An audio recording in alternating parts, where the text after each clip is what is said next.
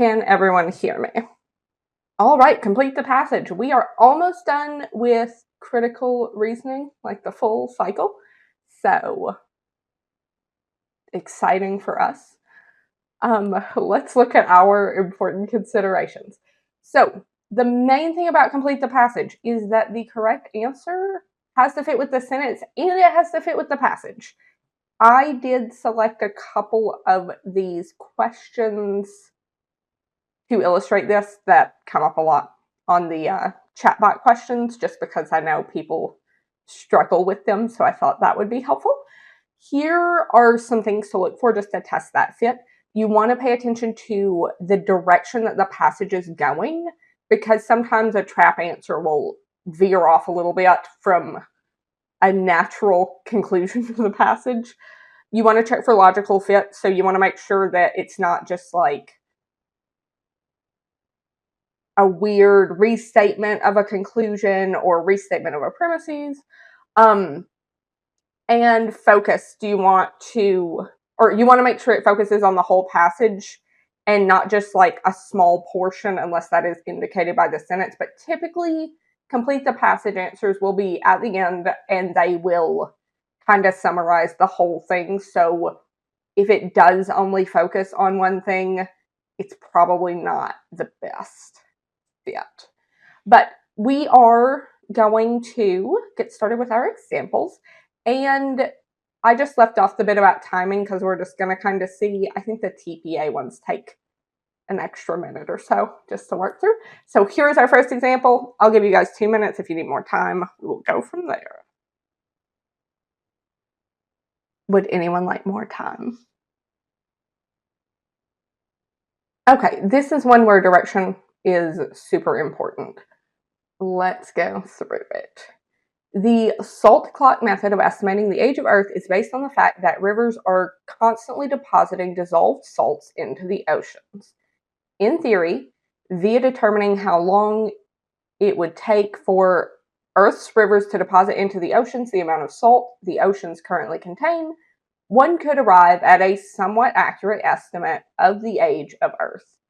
However, estimates made via the use of the salt clock method have drastically understated the age of Earth because. So, breakdown. Here's this method that estimates the age of something, or the Earth, by determining how long it would take for rivers to deposit the amount of salt into the oceans that the oceans currently have. However, estimates made via this method have drastically understated the age of the Earth. And we know that we're going to explain why they have drastically understated the age of the Earth, because the word "because" is right before the point. So why have estimates made via the use of the salt clock method drastically understated the age of the Earth is the question that we are answering. A. Over time, significant quantities of salt are removed from the oceans as seabeds rise and as ocean spray deposits salt on land. So this one is saying there's also salt leaving the oceans, which, according to the passage, isn't addressed in the theory. That could be a reason that the estimates are short, because they're calculating based on the current amount of salt in the ocean, and there's some salt leaving, which they haven't factored in. B, the rate at which rivers deposit salt into the oceans has not been constant. This is an unclear problem. Like, we don't know if that would factor into overstatement or understatement, both, neither, one of them more than the other. So anything with an unclear implication like this, really hard for it to be the best answer. C, in estimating Earth's age, those using the salt clock method rely on the unproven assumption that initially ocean water contained virtually no salt. So if this unproven assumption was true, and that's how they're calculating the method, then their calculations would be right. If this assumption is not true, and the oceans did initially contain some salt, then their calculations would be overestimates, not underestimates, because there would be more salt in the ocean than they are factoring in. So C goes in the wrong direction. D, along with rivers depositing salts into the oceans, rain causes airborne salt particles to fall into the oceans and dissolve. Another bonus salt situation. So this would be extra salt in the oceans. It does not explain an underestimate. It would explain an overestimate. And E, the levels of dissolved salts are not the same in all locations in Earth's oceans. This one is also, it doesn't have a clear effect, because would that lead to an overestimation or an underestimation?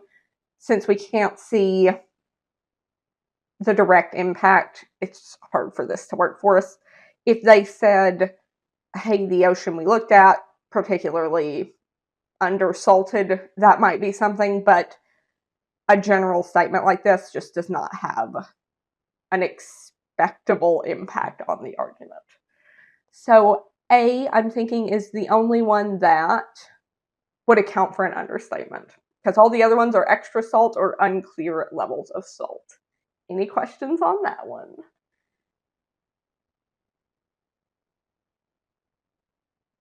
Okay.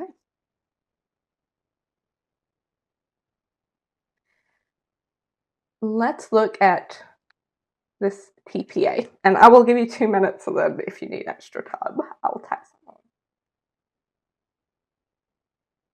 In complete the passage questions, we have to identify which one is an assumption, strengthen, or weaken. It's not always that clear.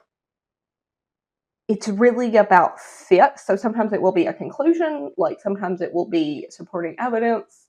And I'll try to go through and explain like what we're looking for in the example, so you can kind of get a feel for the clues. I'm just going to give you guys 30 more seconds and then we'll go through it. Okay. Dopamine is a neurotransmitter that plays a vital role in motivation and reward. High levels of engagement, particularly engaging in enjoyable activities, can increase dopamine levels. Some dopamine production is triggered by offline activities, such as exercise and social interaction. However, use of smartphone apps results in unusually strong dopamine production. These apps are designed to be highly engaging and habit forming, and often involve reward mechanisms such as likes, shares, comments, points, or levels.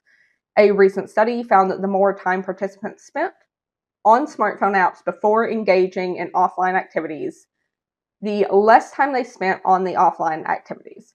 This result suggests that an increase in the blank can lead to a decrease in the blank. So we are looking for a cause and effect relationship. Here's our breakdown. Background: dopamine is a neurotransmitter. High levels of engagement or engaging in enjoyable activities can increase dopamine, and there are some offline activities listed. However, phone apps result in unusually high dopamine production. Apps are designed to be engaging and habit forming.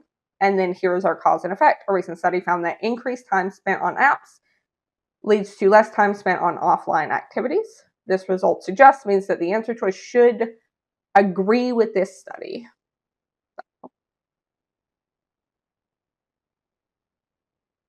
This result suggests that an increase in the one, so increase in the amount of time doing enjoyable activities, all of the activities are enjoyable. We're only talking about activities that boost dopamine levels. An increase in the strength of a person's habits can lead to a decrease in the... Yeah, I don't think that that's going to work, because I don't see how the habits would lead directly. C, increase in the amount of time spent on activities that produce a weaker dopamine response. That feels more like an effect, because, yeah, increased time spent on apps, less time spent on offline activities. Ability to focus on important projects, that's entirely out of scope. And E, amount of time spent on smartphone apps. So This result suggests that an increase in the amount of time spent on smartphone apps can lead to a decrease in the amount of time spent on activities that produce a weaker dopamine response. Does seem to be what the argument is saying, because the amount of time spent on smartphone apps makes going outside and dealing with people less appealing relatively, because they produce a weaker dopamine response and not the hyper dopamine response that the smartphone apps produce. So, any questions on that one?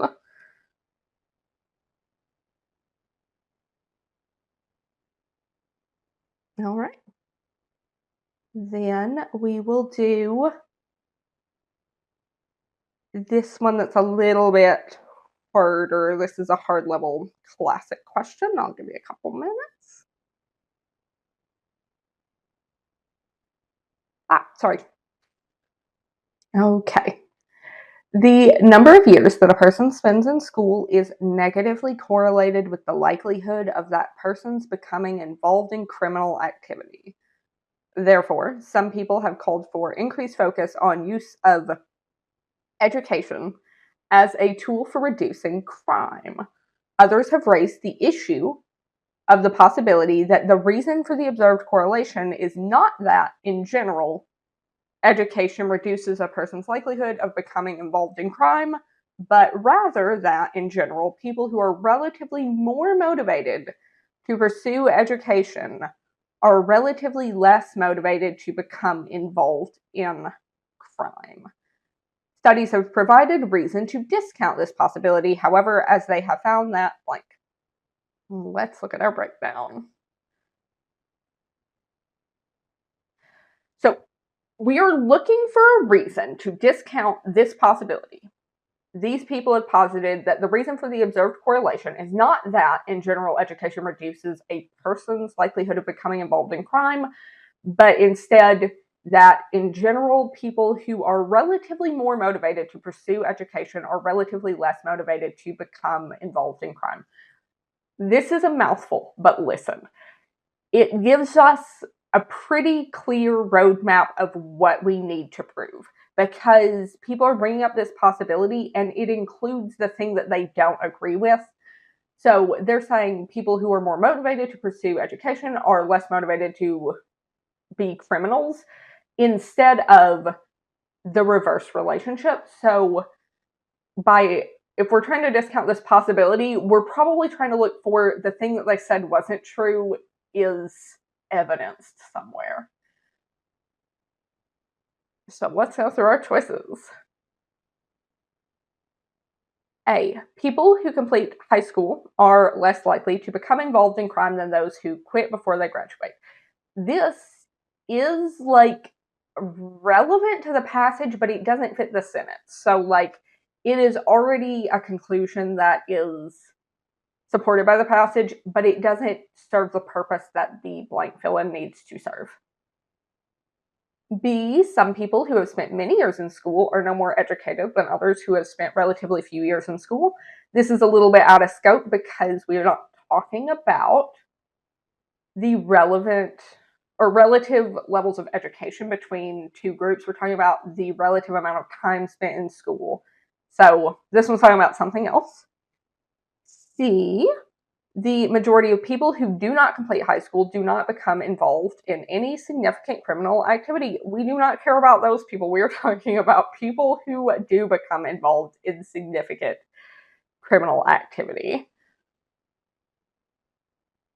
D, states that increase the number of years people are legally required to attend school saw reduced levels of criminal activity from the people who therefore attended school for more years. So, this takes away the motivation factor because these people are required to go to school, so they're not going because they're more motivated.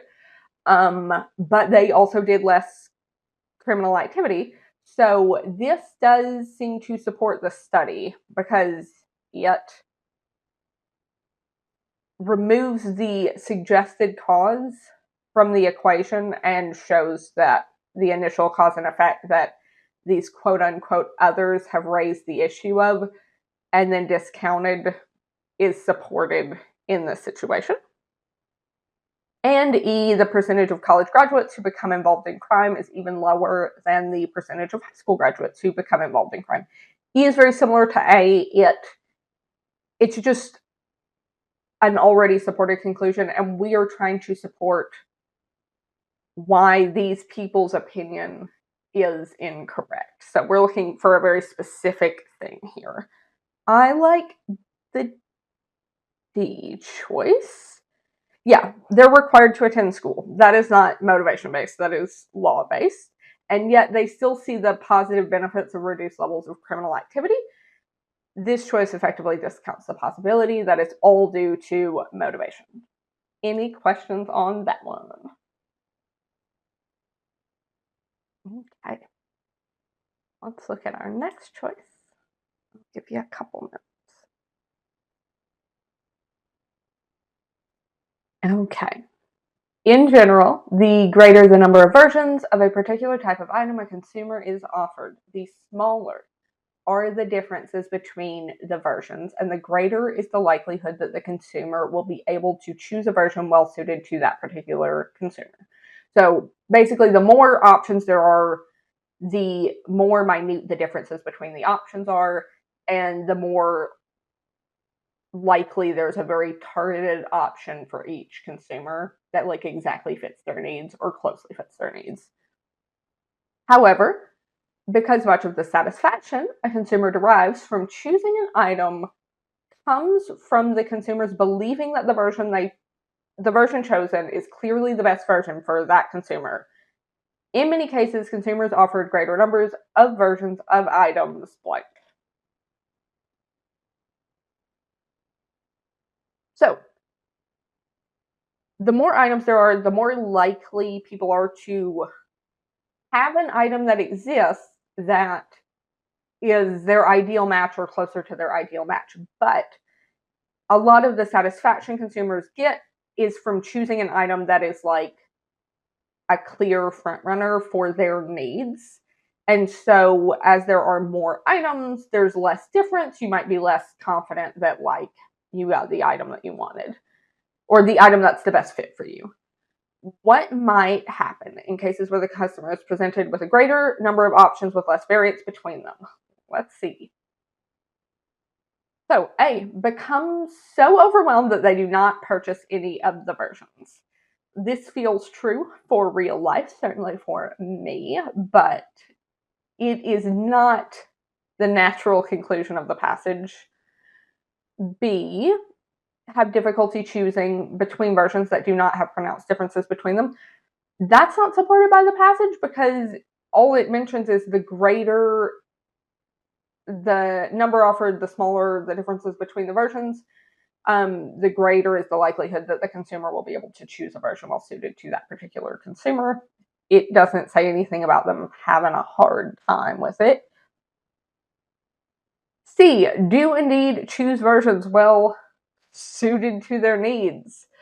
This one doesn't work because it discounts this whole part after, however, because much of the satisfaction a consumer derives, it just ignores that. So it's not catering to this sentence at all. D, are less satisfied with the choices they end up making than are consumers who are offered fewer versions with bigger differences between versions. If consumers derive a lot of satisfaction from choosing an item that is like a clear best fit for them, then even if there were more options and they got an item that was objectively a better fit for their needs, if it was very close to other items, then they might feel less satisfied just because they didn't feel like it was a clear front runner or that the differences were too small and they're not quite as confident that they were able to select the absolute best item, even if objectively it is the best item. There is a level of perception at play here. And E, choose versions no better suited to their needs than are the versions they would have chosen had there been fewer versions from which to choose. This also sounds like it would go with the passage a little bit to me, but it it isn't supported because the passage is saying that the consumers will be able to choose a version well suited to that particular consumer. That implies that that is available to them, and this one kind of goes off in a slightly wrong direction. And it also doesn't address the satisfaction that they get from choosing an item and how they want to believe the version chosen is clearly the best.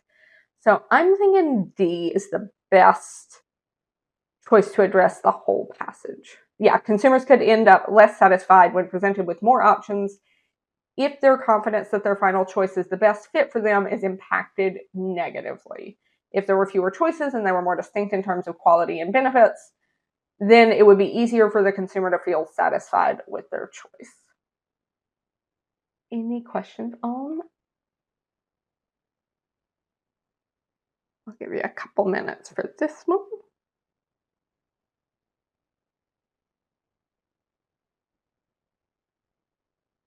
Okay.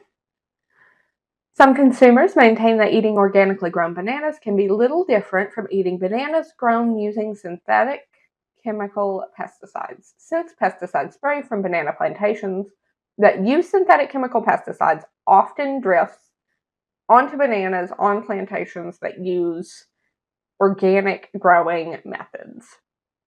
Ironically, that this contamination occurs is just another reason blank. Let's look at our breakdown. So, people claim that eating organically grown bananas is basically the same as eating conventionally grown bananas because the pesticides get blown all over the place. Ironically, that this contamination occurs is just another reason. So, ironically is a really important word in this passage because we are looking for something that would be ironic. Let's go through our answers. A. Why there is little need to be concerned about health effects of eating bananas grown using synthetic chemical pesticides since bananas' thick skins keep pesticides from the part people eat. That is outside the scope of this argument. B, to be concerned about the health of people involved in growing bananas, both on plantations that use synthetic chemical pesticides and on plantations that use organic methods. That was not addressed at all. Yeah, we don't have any information about the health of people involved in growing bananas.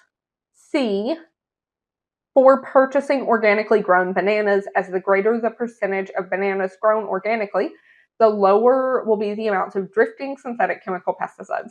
That is an ironic reason to eat organic bananas, even though the pesticides get everywhere, because if there are fewer fields spraying these synthetic pesticides that get all over the place, then the organic bananas are increasingly likely to not have the pesticides sprayed on them.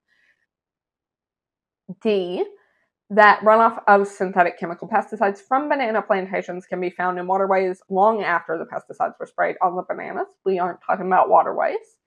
And E, why a label certifying that a food was grown organically never means anything.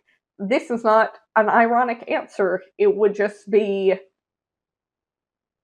a regular answer. So E fits with part of the sentence, but it doesn't fit with the sentence that we have. So you've got to be kind of careful about direction with stuff like this.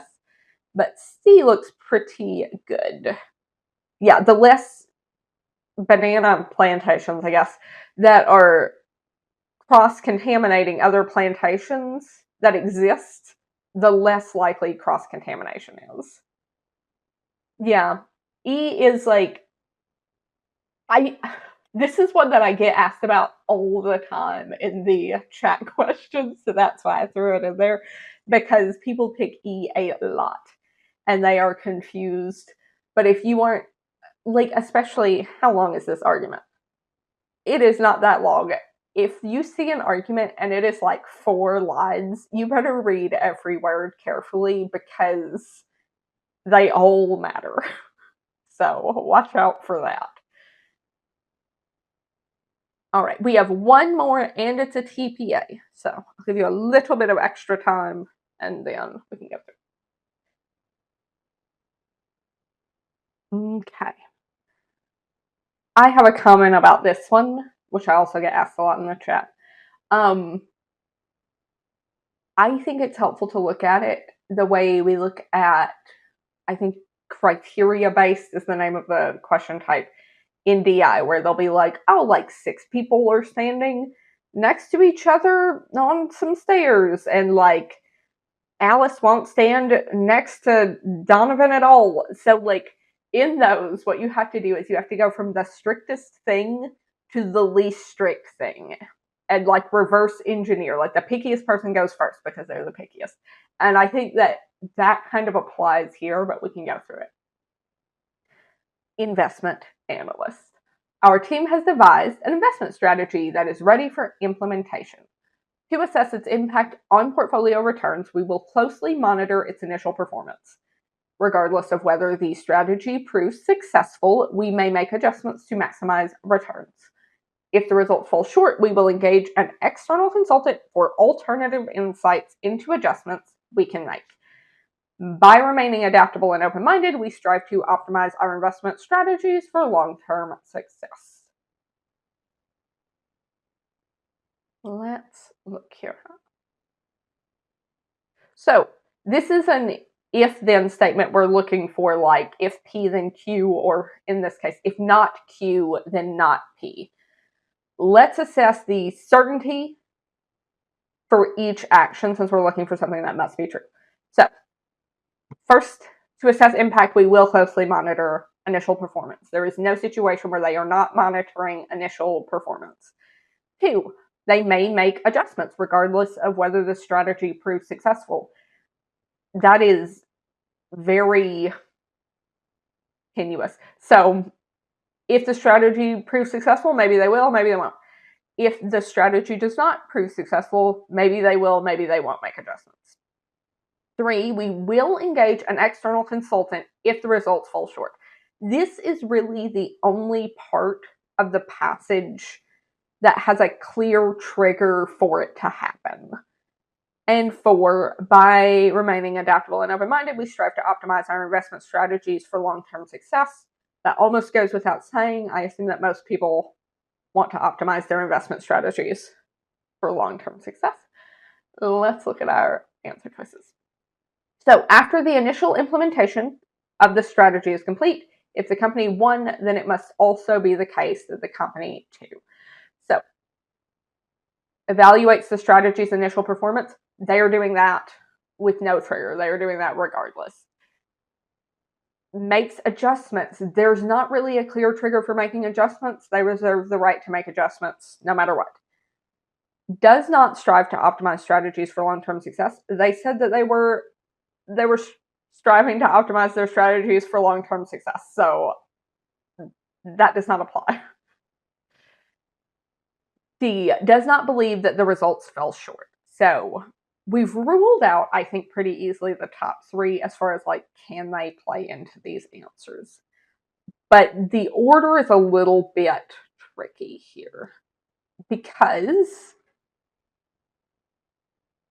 after the initial implementation of the strategy is complete, if the company does not believe that the results fell short, then it must also be the case that the company does not engage an external consultant. Is not a statement that is definitely true. They said that if the results fall short, they will engage an external consultant for alternative insights. But they did not say that that was the only situation where they would engage an external consultant. So it has to be the other way. If the company does not engage an external consultant, then it must also be the case that the company does not believe that the results fell short. That is supported by the passage. So it's going to be E and then I went backwards. There we go. E and then D. Any questions on that one?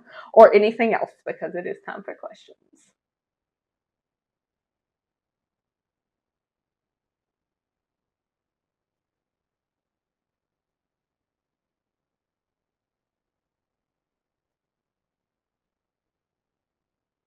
Okay. Also, I was just gonna pitch it to you guys. Um, I am not a tutor that you sign up for classes for. We are I do the chat answers for verbal. I'm usually the one that does it, and then there's a guy that does the opposite, like while I'm sleeping. But mostly if it's day in America, I do the chat answers for verbal. And then we are doing some office hours, but we're still rolling out however that works. I don't know. When they tell me to show up, I will. And so I will be helping with those, but I don't have like a class like Keely and Rich and all of them. I had a question for you guys too, as far as like reading comp, if there's any particular lessons that you just would really like to see discussed in like webinar format, then I can do that. I'm still kind of figuring out the best way to do the reading comp, just because some of our passages are really long and I don't have like a scrolly split screen that you would be able to do scroll through the way you can on the test. So if you have any topics about that, I will also put my email in here.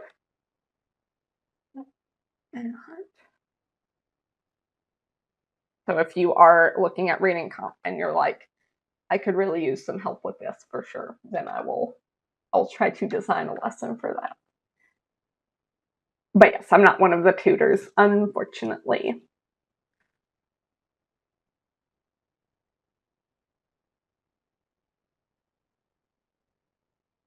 Any other questions about our questions or about the tests?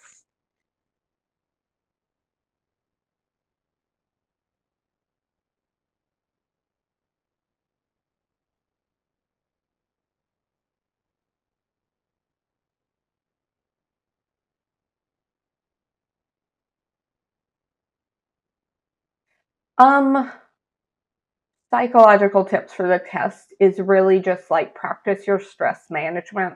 So you want to really be practicing it the whole time, but especially the last couple of weeks before the test, you will notice that it can make a big difference. So I did before I went into the test, I did like a 10-minute meditation. It's not that much, but it helps me like slow my breathing and not spaz out when I see things that I don't know what to do with. So I think that that's really beneficial, and just like practice noticing like when you are spiraling in the test. I think that that's really useful, so you can take a minute and be like, hey, everything's fine. Because I tend to kind of lock onto stuff and then take it like very seriously, and sometimes you just gotta like step back for a second and relax, and then the answer will come to you. Let's see. RC hard ones accuracy less than 35%. I typically try to do so. We have some challenge questions, and I typically try to keep the accuracy like intro closer to 60 or 70, and then maybe like 50. But I can definitely do like a challenge question or two in there. I will say, as far as like the 35%, that's about where like they're pretty hard. You're not super likely to run into something that hard on the exam, but if you guys want some challenge questions, I absolutely can do a challenge question.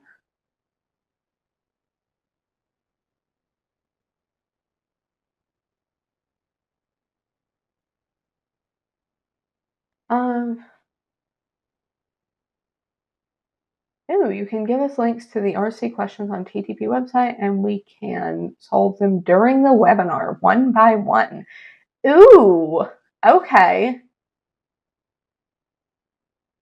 Cool. That's good to know. Thank you.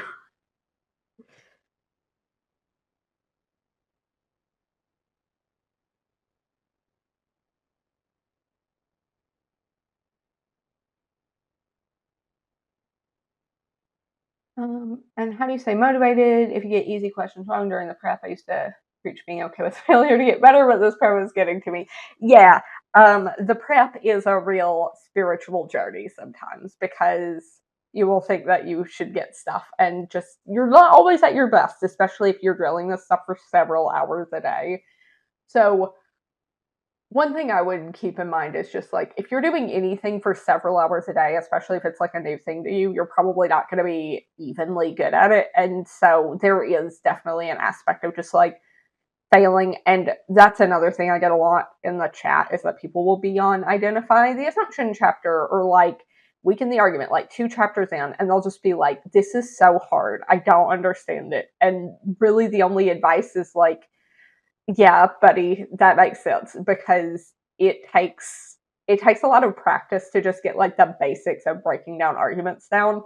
And if you were on chapter like basically identify the assumption chapter 1 of the real chapters of verbal and you're not getting it, well there's a lot of chapters to go. And you just have to like fail a little bit so that you can see how the questions work. But yes, I also hate trying a new thing and not being immediately good at it. It is my least favorite thing, so I am very sympathetic. Can we have a session on method of reasoning? Yes, I had done one, but it's been like a long time. So I actually had that one kind of prepped early on because someone asked for it, and I can definitely go back through. And I might tweak it to do a challenge question. And then so would I recommend sticking to one chapter until we master it before moving on? Honestly, it depends on the chapter. So like if you're learning like from scratch, which is what I was doing. I mean, I love to argue, but like as far as critical reasoning stuff, this is probably my first sort of formal training. If you are brand new to that, then you could absolutely stick in the identify the assumptions chapter until you got it down perfectly. But I think it would be more frustrating for you and it would pay less dividends. Like, I think that it would be a slower way to learn than just like, well, I did my best and then I'm going to go ahead and move on. And so I would definitely try to. One thing I tell people is like they'll not meet the accuracy benchmarks for the test. And then they'll be like, well, how long should I wait to retake them? And I'm like, retake them now. Like, if you don't know how to do the questions and you just don't know how to do the questions at all. So if you can't do the questions right at all, then like go read through the explanations and then see if you can do them right after you read through the explanations. Because for the early questions, like you have got to, it's so hard to get the minimum foundation to understand the material that like if you're trying to do things before that, then you are just running up a hill. Like it's not gonna be pleasant. But if you kind of like, oh, well, what can I remember? Like if I know what the right answer is, can I logic through to get there? Then later you won't have to know what the right answer is because you will have like the steps to get there. You'll have some practice in the steps. So yeah, I would not stick to a question chapter early on too much. But later on, like if you do not understand like the method of reasoning stuff and it's the last chapter, then you don't really have anything else to get that practice in except for RC structure questions are a little bit similar but still kind of different. So in that case, you might want to like drill or put it down and then come back to it and see if like your background processing maybe polished up some of your gaps.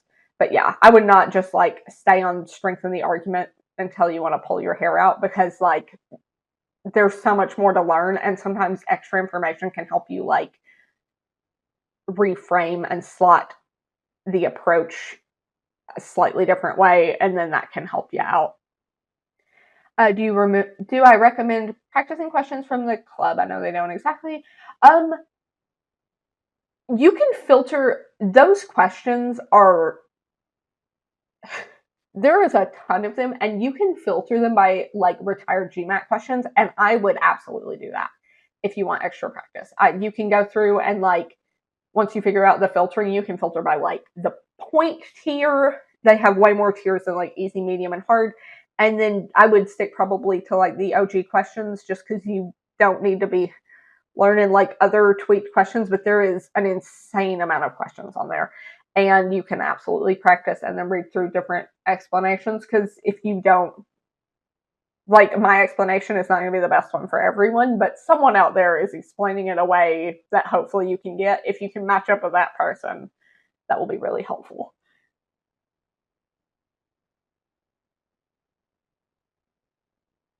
All right.